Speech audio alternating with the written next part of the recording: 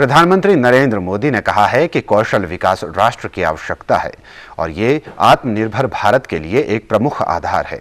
वे आज विश्व युवा कौशल दिवस और स्किल इंडिया मिशन की 6ठी वर्षगांठ पर देश के युवाओं को संबोधित कर रहे थे। उन्होंने कहा कि जब समाज युवाओं के कौशल पर ध्यान केंद्रित करता है तो इसका लाभ पूरे देश को मिलता है।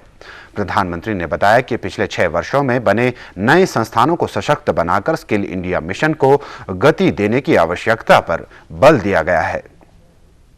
स्किल डेवलपमेंट एक राष्ट्रीय जरूरत है, आत्मनिर्भर भारत का बहुत बड़ा आधार है। बीते 6 वर्षों में जो आधार बना, जो नए संस्थान बने, उसकी पूरी ताकत जोड़कर हमें नए सिरे से स्किल इंडिया मिशन को गति देनी ही है। साथियों, जब कोई समाज स्किल को महत्व देता है तो समाज की अपस्किलिंग भी होती है, उन्नति भी होती है।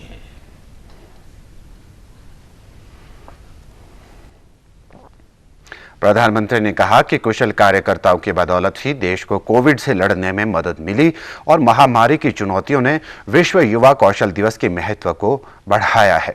उन्होंने कहा कि सीखना केवल पैसे कमाने तक ही सीमित ना हो, बल्कि समय समय पर लोगों को अपने कौशल को विकसित करते रहना चाहिए।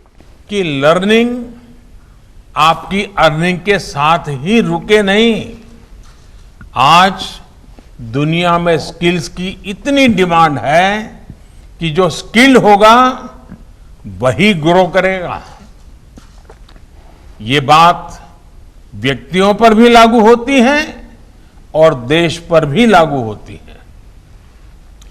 दुनिया के लिए एक स्मार्ट और skilled man power solutions Bharat दे सके, ये हमारे नौजवानों की स्किलिंग स्ट्रेटजी के मूल में होना चाहिए।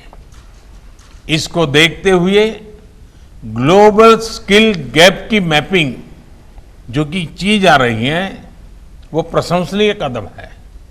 इसलिए हमारे युवाओं के लिए स्किलिंग, रीस्किलिंग और अपस्किलिंग का मिशन अनवरत चलते रहना चाहिए।